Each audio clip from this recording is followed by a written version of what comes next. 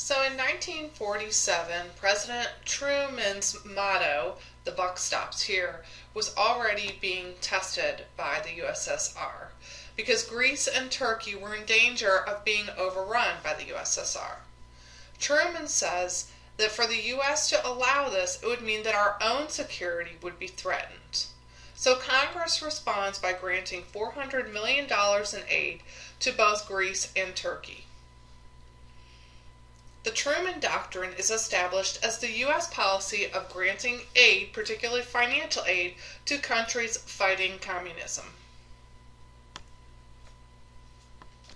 George Kennan, an expert on the USSR, writes about the policy of containment in the containment policy, and this is the issue of keeping communism confined within its existing borders, so not allowing it to spread to other countries in the world.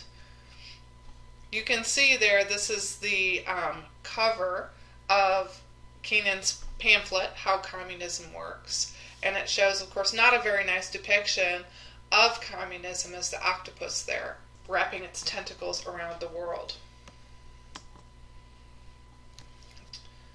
In this illustration, you can see the Earth split into two spheres.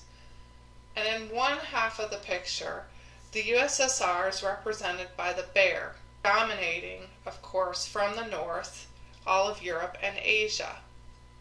On the other half of the page, you can see Uncle Sam representing the US, trying desperately to push back or to keep communism only in the USSR. The other plan that develops is called the Marshall Plan.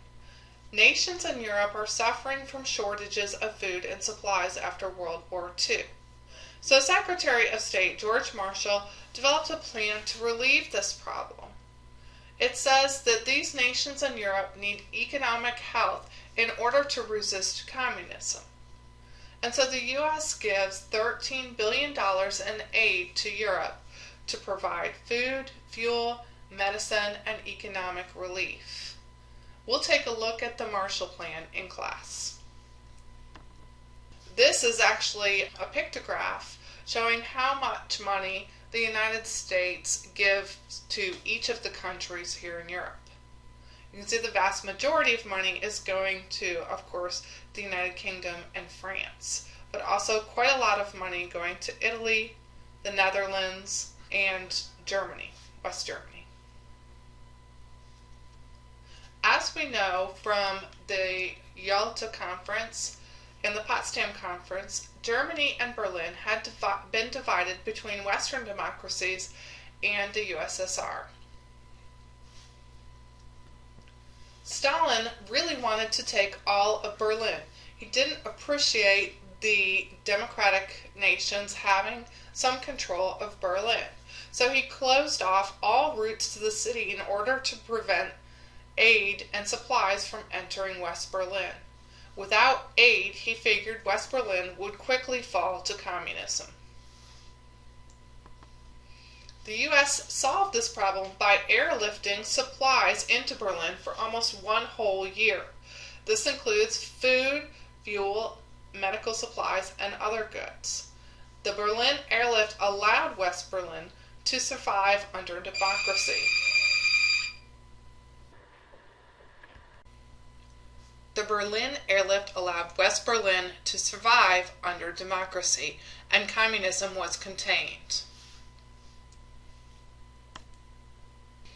These are some pictures you can see from the Berlin airlift, the planes waiting to take off to deliver supplies.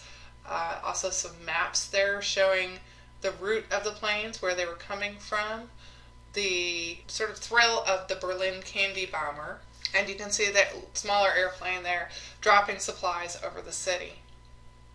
That's it for this video series. We'll talk more about the Cold War next time. See you in class.